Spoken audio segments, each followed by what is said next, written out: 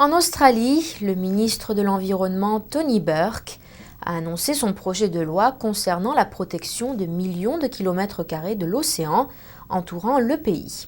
Une excellente initiative qui permettrait de protéger les eaux australiennes contre de futures dégradations. Le ministre australien de l'Environnement Tony Burke a annoncé vendredi dernier le vote de la loi pour la protection des océans entourant le pays.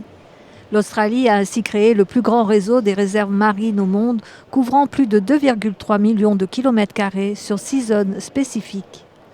Lors d'une conférence de presse à l'Aquarium de Sydney, Tony Burke a expliqué que la loi doit protéger les eaux australiennes de nouvelles dégradations.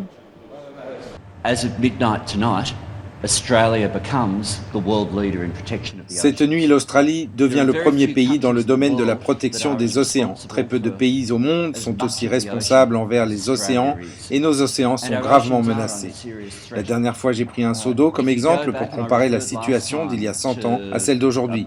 Il y a 100 ans, l'eau du même océan était chimiquement, biologiquement et physiquement différente. Aujourd'hui, elle contient plus d'acide, plus de plastique et moins de vie. Il y a des séries d'actions qui doivent être entreprises pour préserver la santé de nos océans. Établir des réserves nationales dans l'océan est une grande partie de ces actions.